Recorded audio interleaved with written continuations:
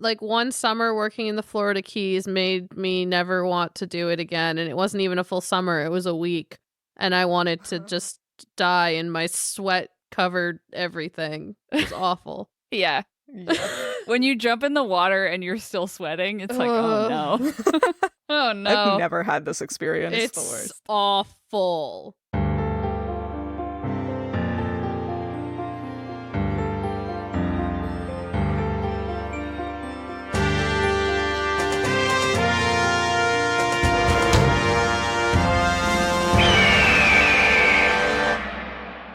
Hello, and welcome to another episode of Midlight Crisis, a real podcast hosted by three grown-up biologists revisiting books from our teens, and it's totally cool. I am one of your hosts, Sophie, and today I have been genetically recombined with a bird that has a superpower, but only 2%. That's why I can still talk for 20 minutes before we start the podcast episode. Anyway, the bird with a superpower that I've been combined with today is a winged Caplin falcon. Yuck. What part of that is yuck? The Caplin. You can't say that. Hey, You're Caplin with, are the... Yeah. You're with How two dare people you. who live in Newfoundland. Caplin is like the base of everything. Caplin is life. Listen, I just remember when we had a block of defrosted Caplin in the fridge at the aquarium we all used to work at for like a week, and it would sort of liquefy, and then you would have to like chop it up. That's still what I associate with Caplin because I don't live in Newfoundland. Yeah, that's fair. I do still have strong memories of using a Sawzall to cut through a foot thick of frozen Caplin. Yeah. And then just being like, yeah, in my mouth, on my clothes, it's everywhere. Ew. Yeah. Caplin shards. Just imagine a fine mist of fish. Yeah? Fish. Fish. Anyway, my superpower is that I'm winged. Yeah. You know, birds. I mean, for a Caplin, that's pretty... I'm not a Caplin. Pretty I'm a good. Caplin falcon. I'm a falcon who eats Caplin. It's a good thing you have wings then. Yeah. Noted diving into water birds. Falcons. Yeah, the falcon. That's why you have Wings? wings. What? Yeah. Moving on. Moving Sam. on. Yeah. Who are Who are you you? guys and what are you guys? And what are your superpowers? My name is Sam, and today I am 2% genetically mixed with, that made no sense, a very loud werewolf petrel. Whoa. Wow. Very loud. Oh my god, are you an eraser? Oh my god, you are an eraser. I'm a bird kid turned eraser. Oh, I'm sorry for your Gross. loss. Me too. Don't they get wings later? The erasers? Fucking probably. I think they Oh. Yeah, so- the little man in my head stirs at that. Yeah, stop mine it. did too. That sounded right. I was like, no, yeah, that just triggered some deeply seated memory. I hate But- that. It's too early to talk about that because first we should talk about the last person who hasn't introduced themselves. I was waiting to see if you would remember I was here. Well, I was hesitating there because I was like, wait, did we pay enough attention to Sam's bird yet? Is it too early to move on? It's very loud. I am very loud, so it checks, Wow. and it's a It's very werewolf petrel. Petrels think are that's cute, good. though. I love the idea that you hear something very loud and then it like looks like a werewolf and you get closer and it's a tiny little petrel. Yeah. Yeah, Like that's fun. that is fun. Like, Yeah. do you remember? Fun bird, Sam. Did you guys Yeah. play Neopets? No. Okay. Yes, there I was did. Of course I did. No. Okay, I was like, really? You didn't? I could have sworn. This is relevant to everybody then who's Yeah. listening to probably. For sure. You know how you could paint your pets and one of those Yes. paintbrushes was like the Tyranian Oh, yeah. Tyranian paintbrush. Yeah. I feel like that is what my brain conjured when it said a werewolf Okay. petrel. I was like, oh, a petrel that's been like painted. With a, Yeah. It's got spots and like the underbite with big tusks. What was that Neopet that was like a round bird? Terry. It was like a terry, yeah. Yeah. That didn't even take me like that amount of time was not edited. I knew it that fast. I got stuck on Petrie, which is a Land Before Time thing. Yeah. But Yeah. Terry was spelled the same way as pterodactyl. P-T-E-R-I. That's probably... No. Uh-huh. I'm Googling a Tyranian Terry. Yeah, that seems about right. Yeah, probably. Does it have teeth and like shaggy eyebrows? It doesn't have teeth, but it has claws and, yes, shaggy eyebrows. Yeah, that sounds... It's covered in fur. That's what my brain was pulling from. That information that it has saved, downloaded. Yeah, it's just been hanging out there for a while, Yeah, huh? it's waiting. Don't worry, I have something for this. For a werewolf. Just the 2005 is rising from your body. Yeah. Anyway, now we've definitely talked about this. I'm on neopets.com. Get off of neopets.com. The Flash Have they added any animations new Neopets don't even work. since I played? Who are you? Van Deggear. I'm Hannah, and today I have been genetically recombined 2% of me to form a draconic medication penguin. Is that just what you are? I think so, maybe. Except penguins live in cold places. Not always. Draconic medication. That's true. I'm one of them tropical penguins. You're one of no, them... I'm not even one of those. I'm a mid-latitude penguin. Oh, there's penguins in Peru. There you go. There you go, a mid-latitude. There are penguins in New Zealand. Yeah. Okay. That's temperate. Yeah, I'm not in any of those places, but I could go there. I just think a penguin is like the ideal bird for hanging out with whales. You know, that's why you would... It's accurate. I thought you were going to say it's like chubby and waddles around and falls over. Oh, sorry if you thought it was that way. I was thinking the swimming way. Yeah. I mean, I'm such a good swimmer. I can go so fast. Well, and I definitely know how to do a butterfly stroke. I was like, do penguins do a butterfly stroke? I think they just do a doggy Kind paddle. of. They do like a... Well, they like flap their arms. Yeah. Their wings, you know? Their arms. I guess they don't like circle them, but they flap them. Mm-hmm. Is it like it's not a breaststroke. I want to try the penguin stroke next time I swim. That's what I'm going to do. I think you need fewer Arms. fingers. Fewer fingers, more forearm Feathers. bones. You need more feathers on your arms. Anyway. This is a nonsense. Yep. Yeah, normally we make a lot more sense, so we should divest ourselves of this conversation. Anyway, the reason, of course, that we are talking about what percentage of ourselves are birds is, of course, because we are reading Maximum Ride, The Angel Experiment, the book with the bird kids in it. And, as always, we have read 4 chapters this week. And how about you guys tell us what happened in them? Sure. So, Jeb and Max exchange some words, and then Jeb and the Erasers just leave. Which, what? Yeah. Uh-huh. What? Like, we'll get into it. Anyways, then in the next chapter, they all run to Fang's side because, in case you forget, he is very injured by Ari. But he lives, spits out a tooth, and then Max kisses him right on the lips. Gasp. Wow. And Whoa. that's it. That's The all romance. I have. It's The so romance. breathtaking. That maybe when I was 14, I think The I was slow into, build. but like Yeah. these two have no chemistry. Literally none. Like no chemistry. And I remember thinking that they did when I first read this. Yeah. Yeah. It's Yeah. The chemistry non-existent is right they're now. both there.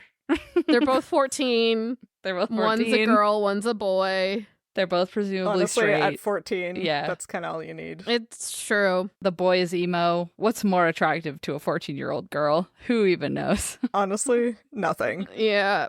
Especially back then. Yeah. Yeah. Oof. Okay. The bird kids are going back to Manhattan, and they are taking me to hell with them. Fang is stoic and macho despite being wounded. They go to Central Park and then immediately decide to go back to the encampment in the sewers from like 50 chapters of New Fucking York ago.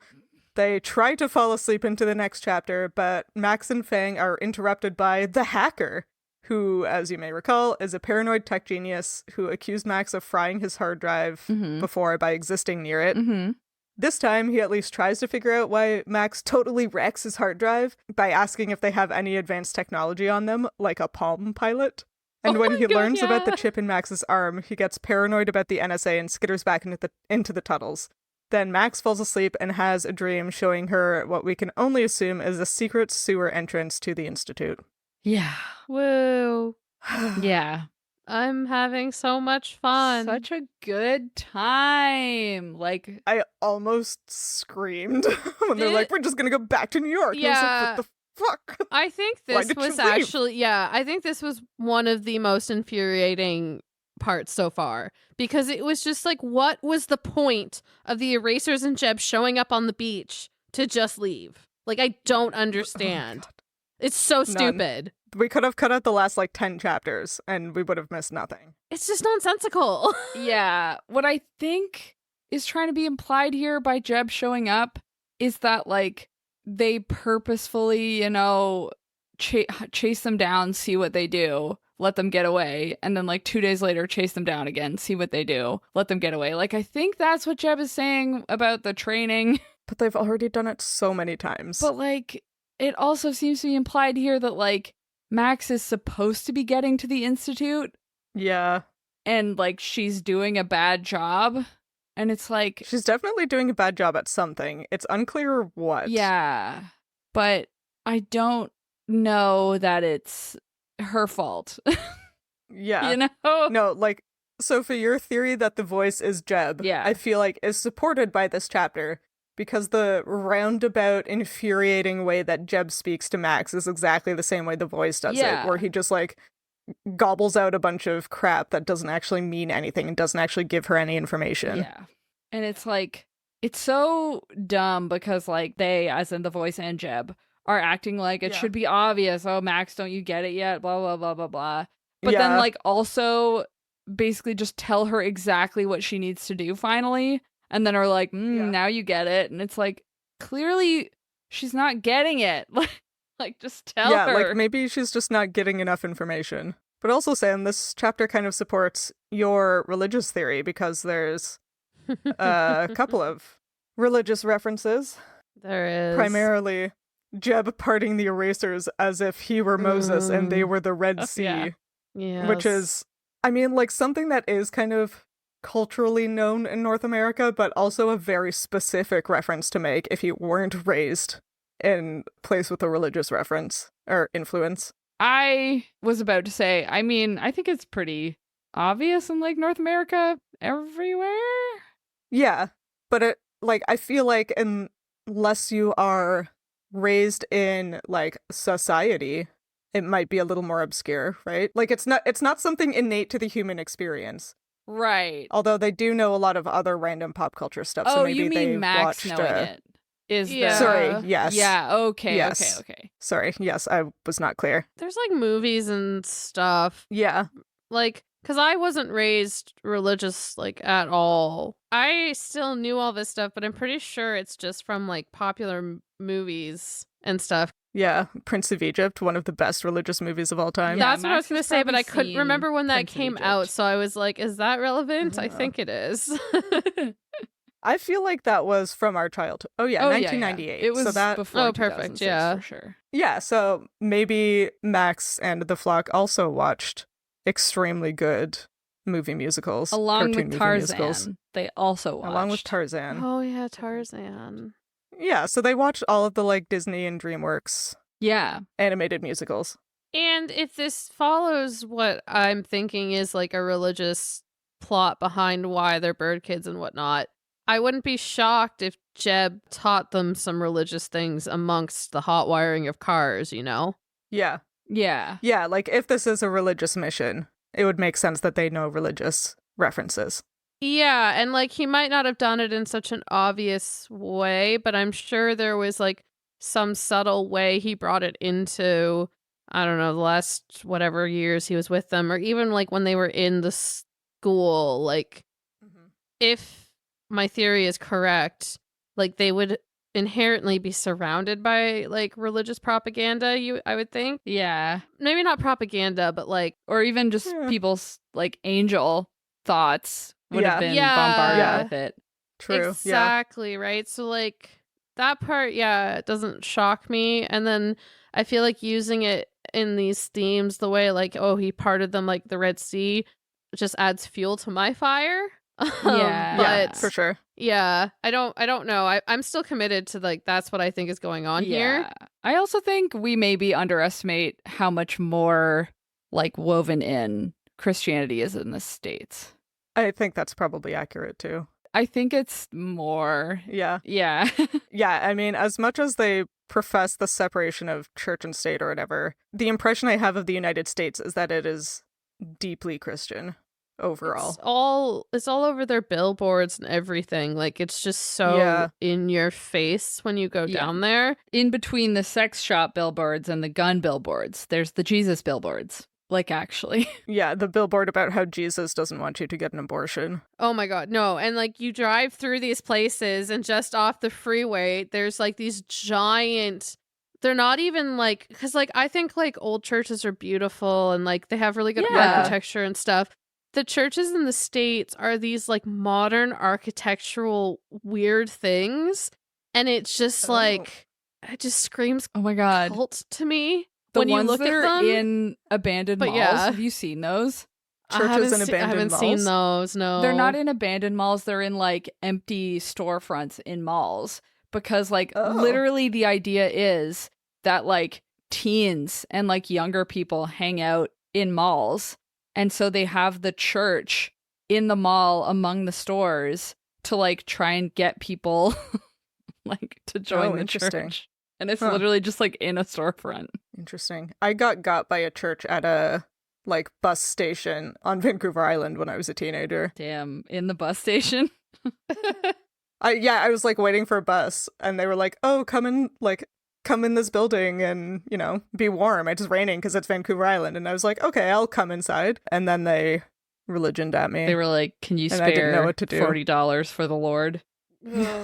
They're like, "Do you go to church?" And I was like, sometimes. Yeah. Not this one, though. Not here. The other thing on this topic I just wanted to add is that I think because for me, part of what supports Sam's theory is that, right, like Max speaks even in like the non-dialogue parts, right? Like when we're in her head or whatever, right? Like through most things, like she'll quote unquote think in like slang or like shorthand words and like things like that, you know?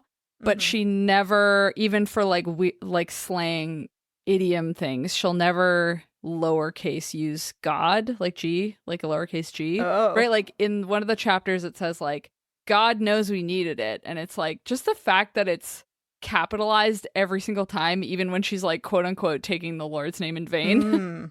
It's like, I didn't notice that. Good point. Yeah. Every time it just gives me a little moment of like, oh, that's a religious person. But is that just the author making that decision? I don't know if that's necessarily a characterization, to be honest. Like, I would just assume that's the author not wanting to disrespect God. Yeah. But I think it could also be used to support your theory.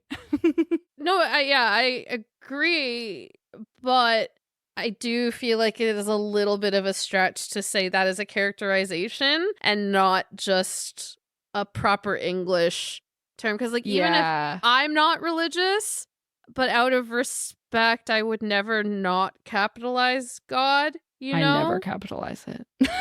Well, I know, but I mean in a formal like in a book setting, but I'm not writing ever in a formal, like I'm never writing God in a formal setting. Like when I'm talking with friends or whatever, I mean I use OMG, so like that's mostly what I'm saying. But I was like, if I were to write a book or like that an was article, respectful, like I don't think I would do that unless it was really ingrained in the character that way. I don't know. I see where you're going with it. I think yes, you're right. I just have a hard time believing it's not just proper, like, respectful use of the word in literature compared to a characterization choice. But then I would also argue that, like, using Moses and the Red Sea would be the same thing. You know, like, I think I don't, you know. No, yeah. Which is fine. It's tricky. Either way. Yeah.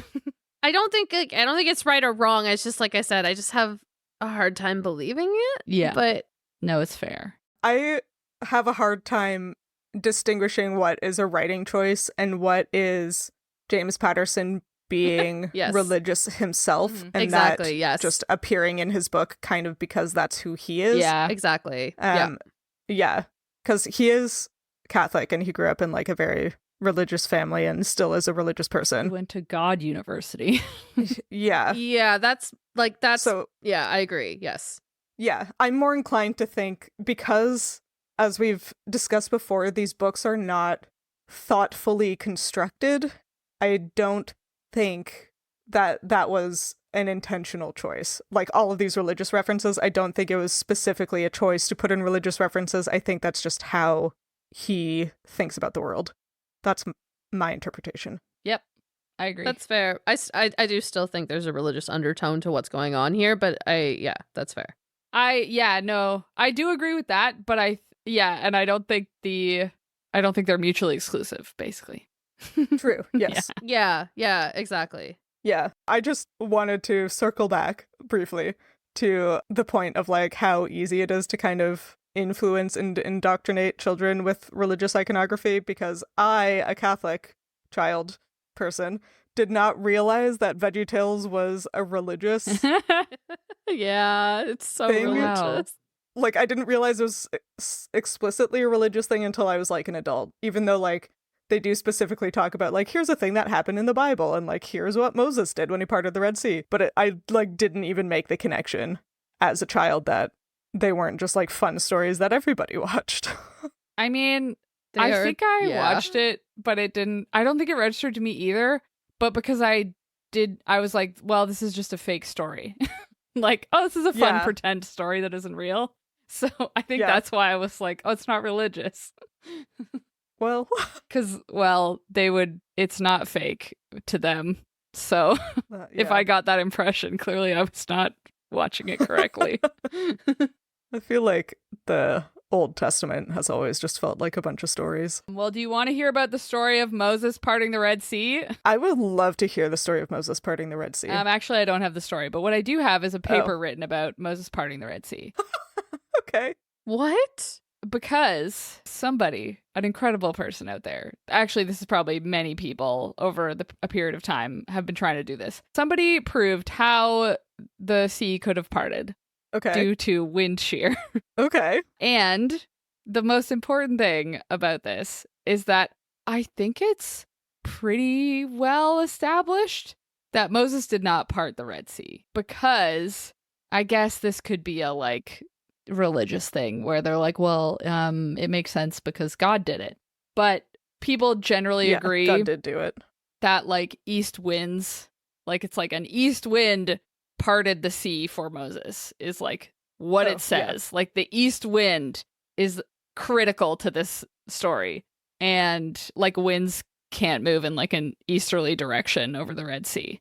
Like like that's just not how it works. Oh, they can't? Yeah, like wind, the way I guess they just don't come that way. Yeah, the I don't know, the way the winds work, air circulation and like the terrestrial whatever. Coriolis effect. As I understand it, based on this one paper I read, an east wind over the Red Sea is like not a thing that happens. Okay. But there is a place where I think between that, like not just that, but like where it's more likely that they crossed was like through a delta of the Nile. Like the Nile Delta is probably more where they were crossing over. Okay. And there is a part of this like basin area, this delta area, called the Lake of Tanis, and I think there is like some proof that it used to be called a Red Sea. Like it had it was named like something similar to Red Sea, and so it might be that that's where the confusion came from. And in this like he led the Jews out of Egypt. Exactly. So so the Nile makes sense, right? And so it is possible that like it was a change of names between areas that made people think it was somewhere else. Yeah. I mean, I think an important thing to consider when you're talking about like the Old Testament of the Bible in particular is that they were all stories that were like part of an oral tradition and then written down and then translated and retranslated and retranslated. And I think a lot of them were parables to begin with. So I think the argument that any of this like literally happened is bonkers, but the idea that some element of this really happened is genuine. Yeah, like I think that something happened where like the water went away and they were able to cross. You know, like I think that there was a tsunami. There was a huge flood at some point. You know, like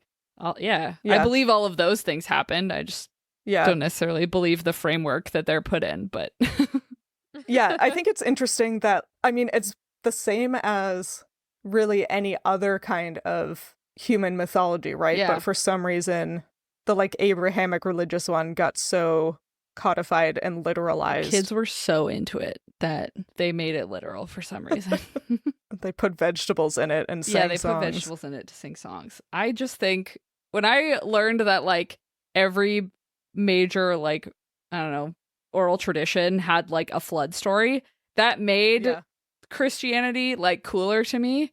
Like I was like, oh my God, this is so cool. It's like part of a bigger thing, like human beings like making sense of the world in this way. Anyway, I'm getting off track. No, it's really interesting. Like, it's cool. I love the idea of where a lot of these stories came from. Yeah. I don't necessarily like the way they have been what they've become weaponized. Yeah. But I think stories from like millennia ago of how the people at the time understood the world are really interesting. Right? And then like figuring out like, oh, what they actually meant was like a tsunami. And it's like, oh my God, that's so cool. Yeah, it makes perfect sense. For a bunch of non-religious people, we talk about religion the book a lot. Forces us into it, honestly. It's true. Because it's religious. It's religious. Sam's right. Based on how much we talk about it, Sam's right. Sad if I am proven wrong, but I will stand by it until proven wrong. Yeah. I think it's a good theory even if it is not borne out by the text. Like, I think... Yeah. Given the way this book is written and the way we have aggressively overanalyzed it, I think it's a reasonable conclusion. Yeah. Much like nuclear dragons, I think... Yeah, exactly. Or I think the author stumbled ass backwards into an interesting idea. Yeah. Anyway, there's this thing called wind set down. Oh, right. Okay. Yeah. Science. Yeah. Put the science in this podcast. So a wind set down is essentially where like your shoreline is perpendicular to how the wind is coming.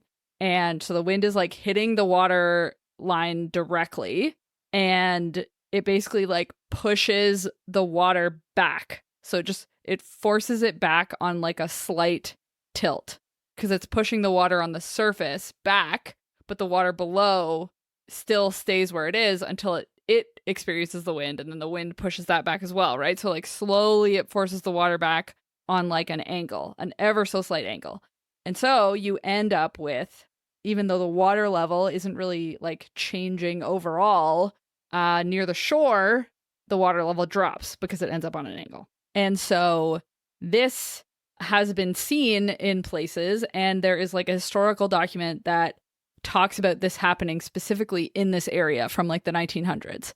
And so they ran a bunch of models, and they determined that in this specific area, the Lake of Tanis, it's like a lagoon. It's like a shallow lagoon.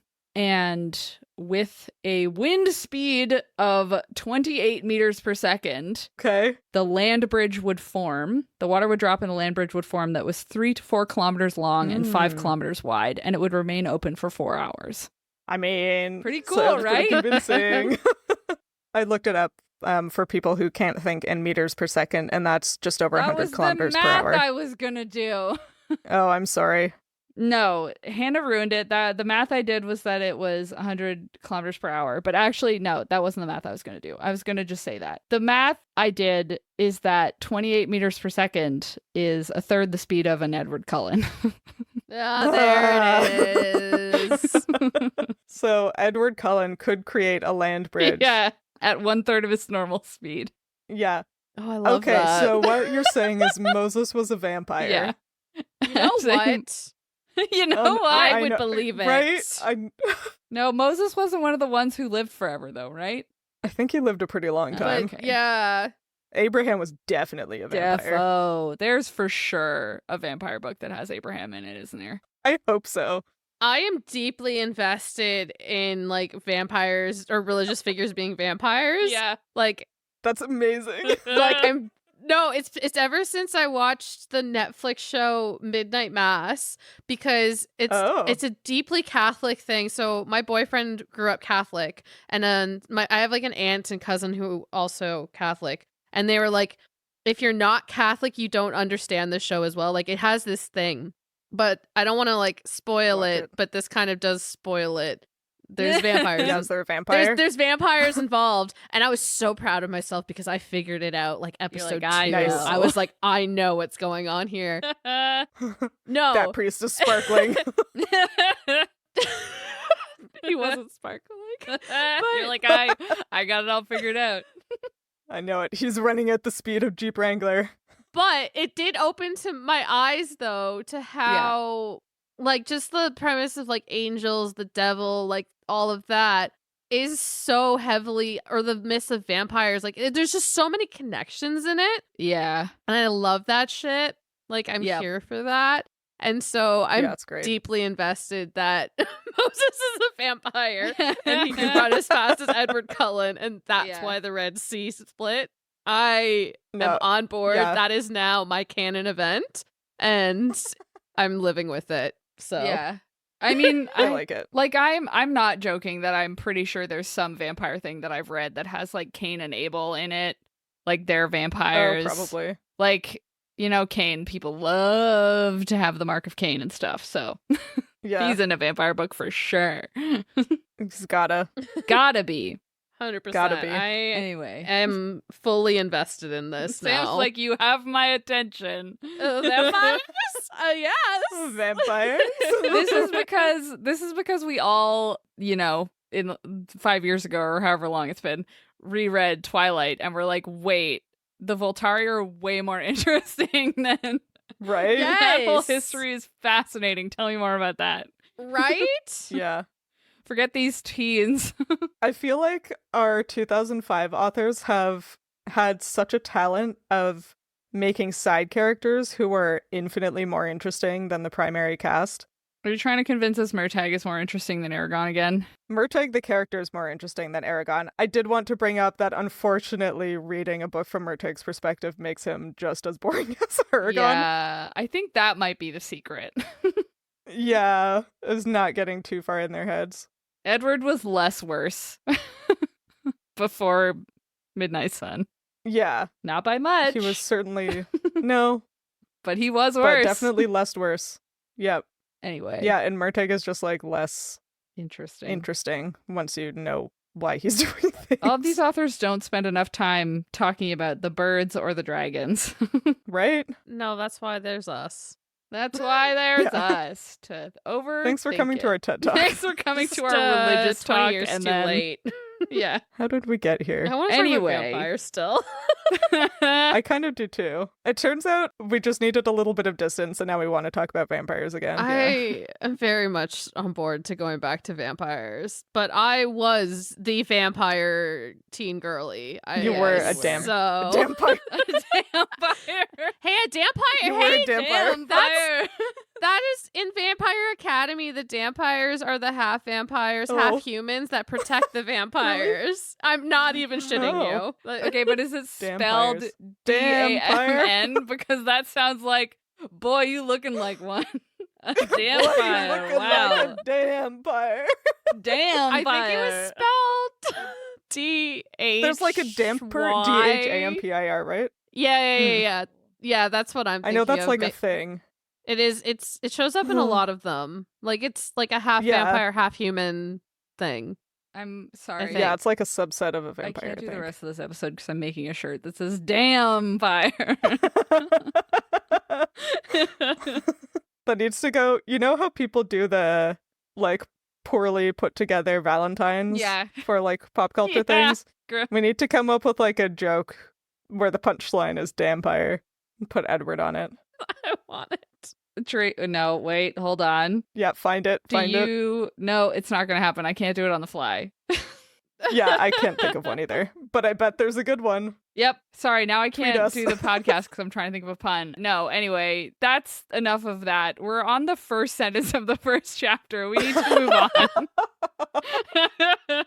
There's nothing to talk about. Yeah. There's a bit to talk about in the third chapter we read, but there's nothing I would say in the second or last ones. Yeah, just to keep talking about the first chapter, I do want to say Yeah. I love Max using the power of a close relationship my with God. someone to annoy the hell out of them. Like, Yeah, like it's betrayal. so 14 of her. Yeah, it's Yeah, so petty, so spiteful. I love it so much. it's so good. she, What does she do? she like yawns in response to him being like, you're the most important person ever, or whatever. She just like, knowing it would piss him off, I yawned and rolled my eyes.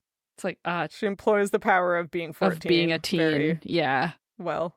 And then she also uses it against Ari. Yep. I support this. Yeah. Right? It's great. I mean, it's mostly out of spite, deserve and it. I get through life mostly on spite, so you know. I was so mad at Jeb. I was like, Right? I hate Like, this I don't guy. have anything left to feel about Dude this sucks. man. He sucks. Like, he sucks He's so just bad. the worst. But I just don't understand the motive. Why are you showing up at No. a beach with a bunch of erasers just to fucking leave? I don't get it. So stupid. It's training, Sam, and they're doing a bad job, For what? apparently. They- But then doing why it. did they try to kidnap Jeb's them doing a every bad other job. time? Like, Yeah. why were they trying to get kidnapped every other time? But this time it's like, no, now it's a test. Like, all the kidnappings could have been a test, but then why didn't you try to kidnap? Like, it makes no sense. I'm sorry. I'm so angry. I do think it's like, because I keep thinking, I think Jeb is working against everyone. I think we've talked about this before, where I think Jeb is working against, quote unquote, the school. You keep saying that. I'm not convinced. Oh, I'm not convinced either. okay. I just think he's trying to undermine. Sophie thinks it, therefore we agree. I thought someone else had said it the first time, but I guess it was me. Maybe I was listening to an episode while It was editing you it. twice. In my head, Jeb is the quote unquote faction that believes that Max is going to like save the world by like ending humanity or something like that. Like that is sort of what is ringing a bell. Like exterminate humans is literally, I think, what Jeb is hoping for. And the director of the like above Jeb is like creating bird kids as like war machines. You know, like their military operation. They're trying to crack the code of like using them. And I just think that like Jeb is working with the school, but also like undermining them. And therefore, I think the school is trying to catch the bird kids again. And I think Jeb is trying to derail the capture to make it training excercises. But does he have his own Ari army of has been- erasers? Yeah, Ari was my concern. Yeah. Like, how does Ari fit into that then? Because he has been participating Yeah. the whole time. Is he under the school's control or under Jeb's control? Like, I think Jeb works for the school, and I think it's sort of like when they arrive, Jeb is like, don't. It's from up high. You know, like I think they are getting orders from the school, all of them, to like go catch the bird kids. And then Jeb is like, nope, let them get away again. Anyway. I'm not sure, but I Who can could say? see where you're coming from. Yeah. Yeah. If only there was rhyme or reason to what's going on here. Yeah, if only. That might help. Anyway, moving on from the first chapter. They kiss, and then Fang is fine. Yeah, do we need to talk about them kissing? It was literally one sentence. Like, I don't think there's much to say. Yeah, no, it's fine. No, I already got my feelings great. off about how there's no chemistry between these characters. Yeah. Yeah. I did like, this is maybe rude, but it was funny. I thought it was funny when it was like, she kisses him, they stare at each other in shock.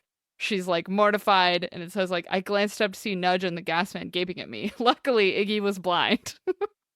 Right. Like, girl. Yeah, it's like, I don't think that's right. It was just like, okay. There's probably not much like kissing going around in their house. What with them all being siblings. That's more the problem. Anyway, then Listen, it's like a maladaptive. yeah, somehow Fang is thing. like kicked to shit, but his wings are fine. even though Yeah, that which is seems great. like maybe the first thing you should target in a bird kid. That's just Yeah, me. also he was deeply unconscious for several minutes, but Yeah. doesn't have a concussion, which is great. Sleeping Beauty got kissed awake. And then they go back to Central Park, that one tree. They go back to Central Park, and then they're in Central Park for like 2 sentences, and then they leave again. Yeah. So why did they even bother going to Central Just Park? to infuriate us. Oh my god. It's like they had to fly all the way there. They couldn't have worked out a plan before they arrived. Okay, no, in their defense, Central Park is probably they don't talk off screen, one I agree. of the few places that you could drop down from the sky Yeah. and then walk out, you know? I feel like there's so many like skyscrapers in New York But then City. you have You to could get probably just land on one and then go down like the fire escape. Every building there has a fire escape. But there are buildings around it that can see you. Like Central Park is huge. It is pretty big, I think. Yeah. Okay, I'm talking myself into agreeing that they can land in Central Park. Because I feel like I still can't get over the fact that New York doesn't have alleys. Oh. It's like a fact that New York City doesn't have What? alleys. There's one. There's one alley in New York City, and it's like filmed a lot in movies. Sure, because I mean, you can't have a movie gonna without an alley. Say, movies have made me to believe New York is Exactly. full of alleys. Right? Maybe I should look this up, I've but I never feel like been this to is New a York fact. City, so I don't know. The only remaining alleys left in New York City are located in Lower Manhattan, south of Canal Street. How about that? That's so interesting. I mean, a lot of bad things happen in alleys, so Not yeah, in so New they just York. got rid of them. I guess. Okay, they go back to the sewer. I'm gonna go hang out with the Ninja Turtles and a hacker child who's, again, far more interesting than any of the primary characters. Yeah, and he is just absolutely blown away with how small Max's memory chip is in her arm. Yeah. It's a half of an inch on either side, which is like bigger than a SIM card in a phone. This is like back in floppy disk days, isn't it? Yeah. No. The micro S Not like floppy disk, but yeah. the micro SD card that is in your phone was invented in 2003. Oh, okay. Oh, really? See, I just have memories of piano lessons and needing floppy disks to put my accompaniments in the piano. And that was like, it was around, early 2000s. So Yeah, my that's first why ever my PowerPoint brain- presentation was on Upper Canada, and it was on a floppy disk. I'm pretty a sure manila mine was envelope. too. Yeah, okay. So I'm not that far off. I mean, they would have been wildly expensive, right? That's where I was going, is like they weren't available to like the general public yet at this point, which is why he's freaking out that it's some big organization, Yeah. right? According to like this, they were like introduced in 2004 and like adapted in 2005, and they it seems to think that these were like by 2006 they were already announcing something smaller. So I think micro SDs were already in circulation. Yeah, I wonder if it was just the cost, because I remember buying memory cards for my camera as a teenager. And, they Yeah, were like, and if you needed like a would lot get, of like, a space, 8 gig memory card for $100. yeah.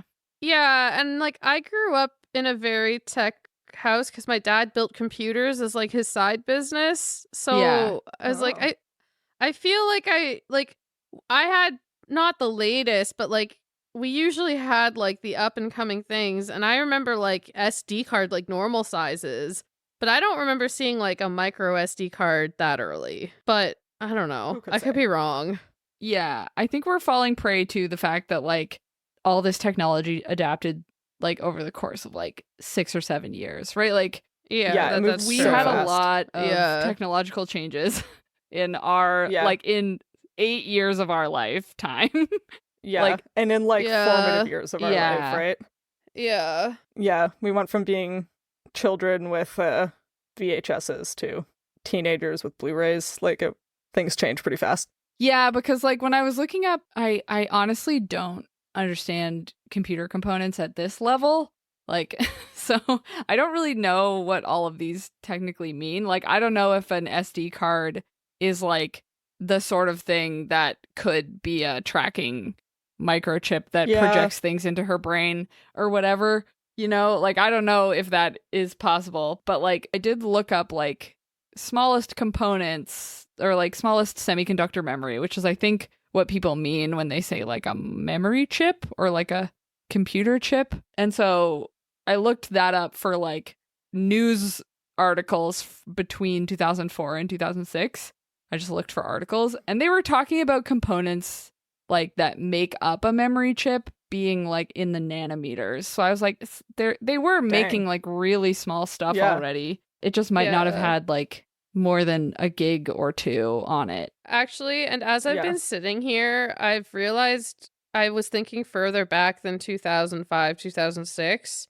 And like, because that would have been almost high school. And at that point, I had like a flip phone or something, right? Yeah, I was thinking like back to when I was 7 or 8, but no, that's not the case. So, because that's the same. Like it would have been 5 years before, but we were all using floppy disks. Like, yeah, no, and that's like I'm pretty sure the phone I had at that. Yeah, no, I take back what I said. I was going too far back, and that's fair. Yeah, because like to your point, it all happened over only fast. Like 5 or 6 years, and it's true. I went from using like a floppy disk for my piano to using like a USB. Well, and it's also like people wouldn't get rid of their computers every year, you know, so your computer would use floppy disks or CDs when like flash drives were available, but maybe your computer didn't have like a USB port or whatever, you know?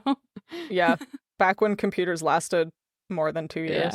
Yeah, I was getting my times mixed up because I was like, wait, I graduated high school in 2010, so 20 or 2005 is not actually... And like I would have actually had a decent phone at that point, which means anyways. Oh, I did not have a phone when Were you a cool person with one of those Razor phones? I was so jealous. No, I never had a Razor, but I had a phone as early as 12 because I was walking alone. No, it's because I was walking alone. And so because both my parents were working and I was the oldest.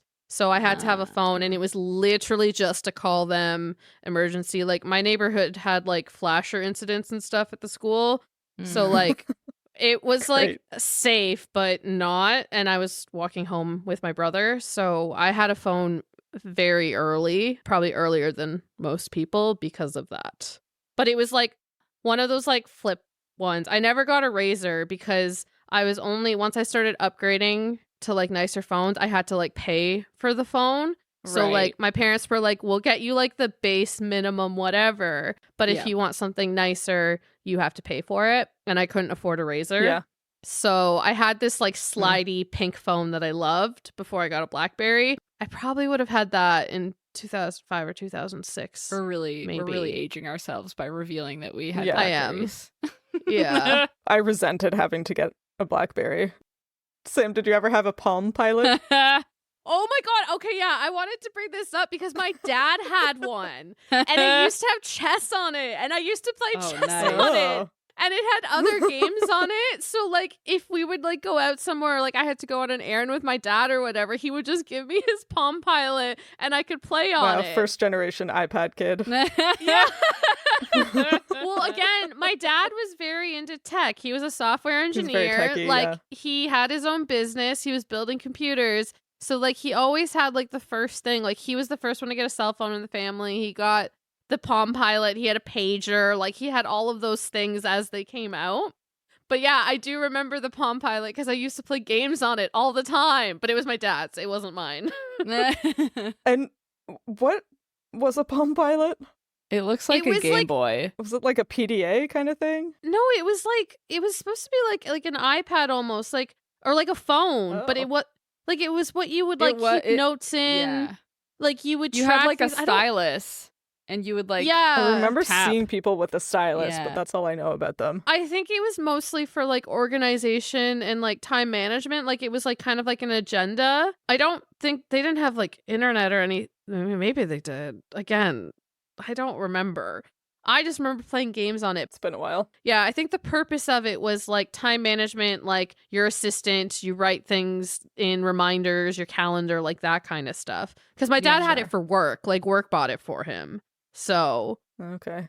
Yeah. I could be wrong though. Did you ask your dad about whether being in the proximity of a memory chip can scramble, cause your hard drive to go wacky? He's a tech guy. Listen. I asked my brothers. Oh, did Who you? are also software engineers. Oh, did you? Okay, no, I didn't ask my dad because I thought it was stupid. Can it? What I did your also brother thought it was say? stupid. They didn't understand what I was trying to ask them because it was so ridiculous. Yeah. Yeah, okay, yeah. Yeah. Yeah, and then they came out with like, no, that's like fake as hell. The only way that something like that could interfere with the hard drive, like it would have to be emitting, like it would have to be like is it transmitting? radioactive. It would have to be like something's coming out Well, of that. Like I mean, I think it is transmitting because it's like an what is it? AirTag. It's like an AirTag already. Yeah, oh, it would probably interfere with the software, right? Like, how would it interfere with the hard drive? Well, I mean, if it's broadcasting, Yeah. right? yeah. I'm revealing how much I don't know about computers. Me neither. I don't know shit about computers. I do know a tiny bit about tagging animals, which is making me wonder what the battery life is on this transmitter that Max has had implanted in her body for like a decade. That's a fair point. That apparently is still working. Every once in a while at this school, they would just hold her arm over They would like charge her a up. charger. Yeah, for sure. Yeah. Wireless charging. for Maybe your it recharges with the heart rate and Whenever blood she or breaks. something. I don't know. Like a Yeah. car. It's a Maybe. yeah. I don't know. Like a hybrid car. Maybe. Yeah, like if you have a boat, you have to charge the motor by like running the engine, or you have to charge the battery by running the engine. So anytime she's alive. Maybe when she flaps her wings. Yeah. Uh-huh. Like one of those hand-powered flashlights, but she Yeah. spins her arm. She spins her arm. Yeah. She flaps her wings, which are obviously attached to her forearms, and that charges the battery of the extremely small microchip in her arm. It all makes sense. Solved it. We've I think solved she's it. nuclear Great. powered, actually. Yeah, I think so. Yeah, I just wanted it to be radioactive. Yeah. She's radioactive. She is breathing in the chemicals. Anyway. And then they figure out that they have to go somewhere else in the sewers to get to the institute. And the voice acts like it's a big, like she figured it out, but it just showed her where it is. Yeah. I do like that Max has this like whole big thing where she's like describing what it feels like. She's, feels like she's been sucked into another dimension. She could sort of feel her body. She's powerless to move or speak, watching herself, like dissociating. I'm like, I feel like they're trying to make this sound like a, whoa, what an unusual experience. But it feels, or it sounds exactly like it feels when you're almost asleep, but not quite. And you're still just like aware of things around you, but you're also having a dream at the same time. I think it's just that. Oh, yeah. Yeah. She's having sleep paralysis. And Yeah. the demon is the weird voice. Yeah. Well, fair. Anyway, that made me laugh because it was like, whoa, what an unusual experience. And I'm like, me every time I'm like partway to I waking try up. to sleep on a plane. Yeah. Yeah. Yep. Anyway, how about we guess what's happening next? Okay. Please. They're going to go to the Institute. Yeah, so as always, I tell you the first sentence of the next chapters, and then you guess. Okay, chapter 121. Your sentence is, "This way," I said, walking in the darkness of the tunnels. They walk Well, she through woke up the all tunnel. the other bird kids. Yeah, Yeah. that. Yeah. At the end of the previous chapter Mhm. to follow the sleep paralysis demon. Yeah, That. So that's what they're doing. great I agree. guess. Done. Amazing. Great. Let's see Love it. if you can do as well with chapter 122. This may surprise you, but the sewer system of a burg with 8 million people is even less delightful than you might imagine. I think they're still They're in the sewer still going. for 2 whole chapters somehow. Maybe they left to go to the beach and then came back.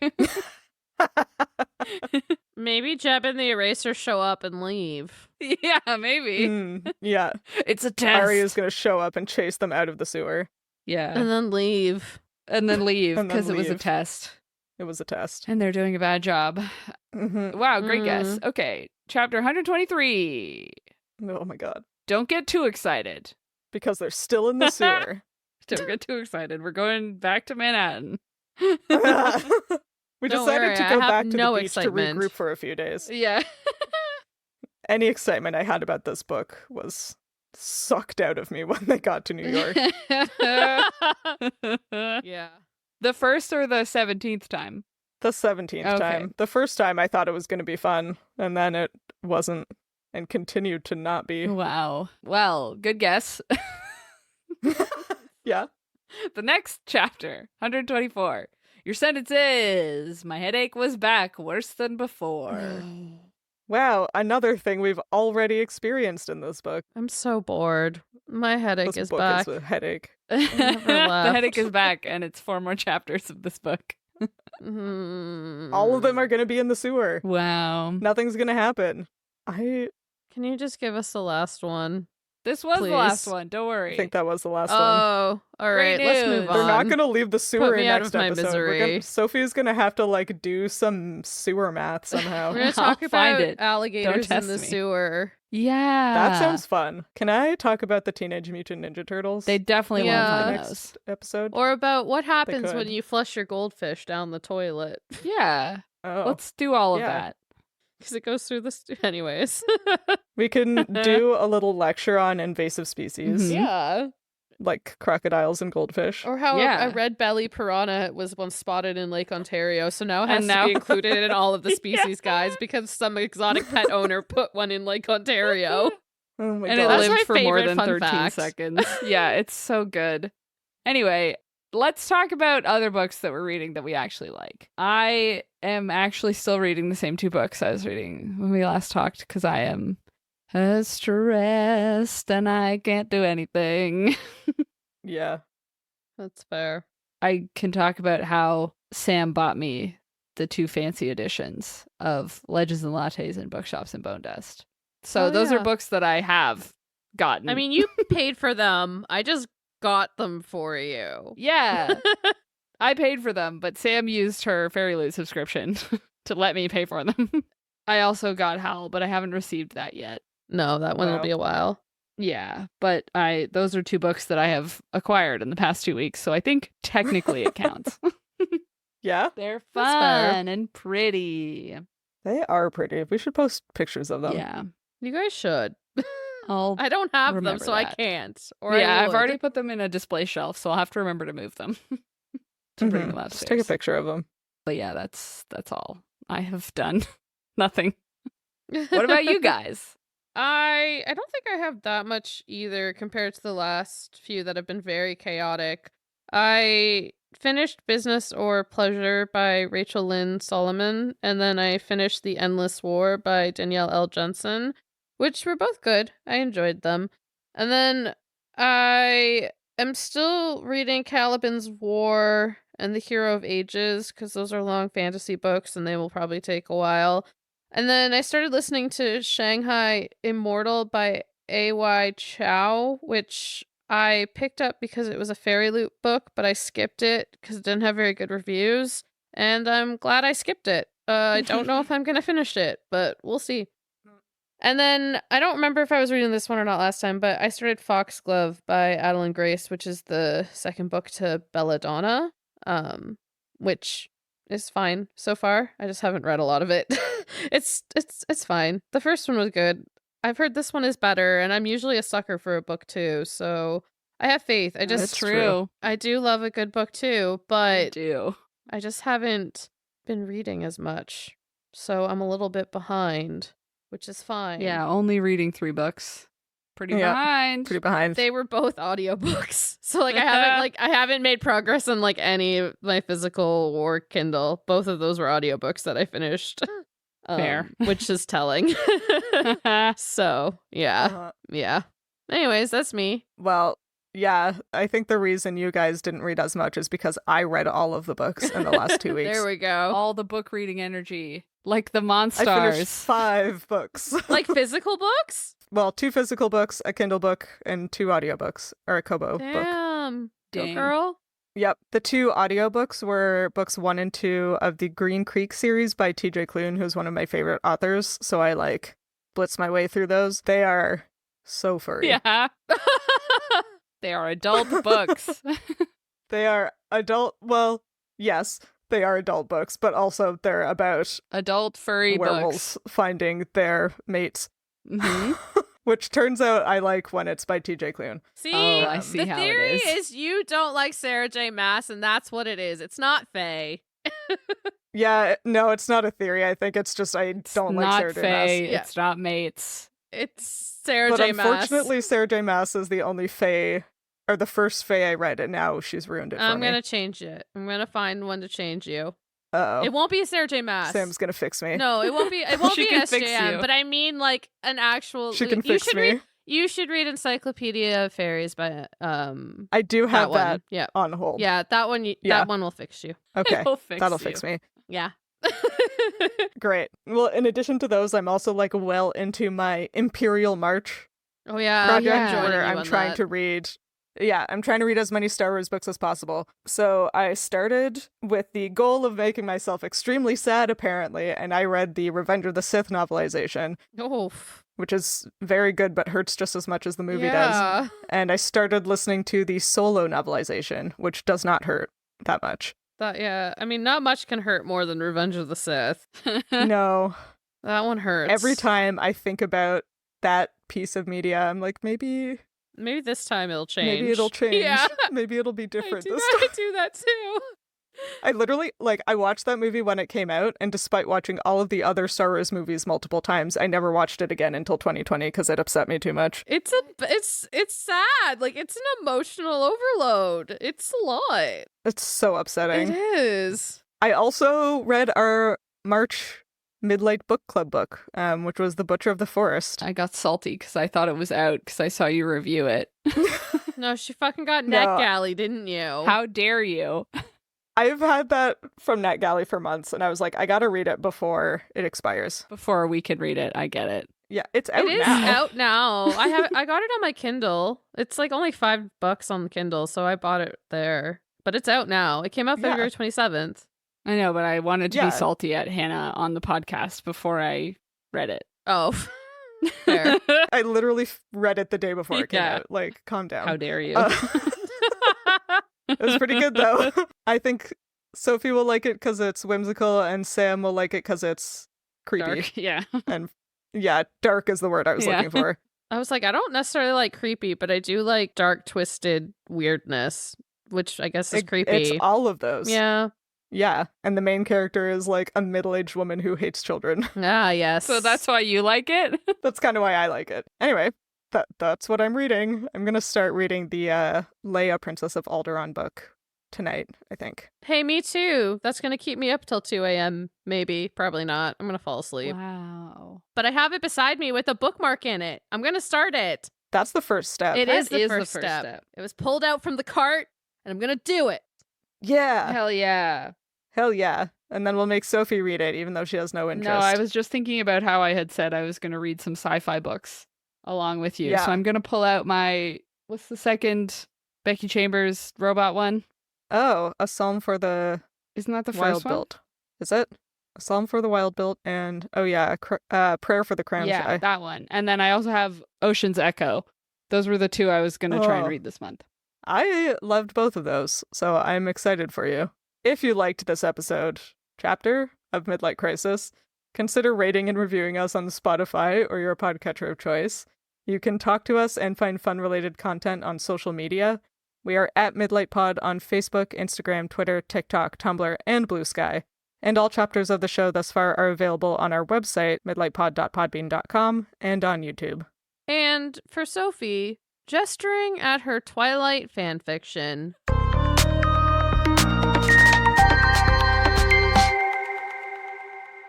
Do you think an ordinary, untrained 14-year-old could do that? In 2006, I mean. In 2006. That was when in Roasted. 2006. Yeah, I'm sure. Sure. Get her. Definitely Get her. did do It was a so Midnight long Sun ago. fix-it fic after the first episodes of the podcast.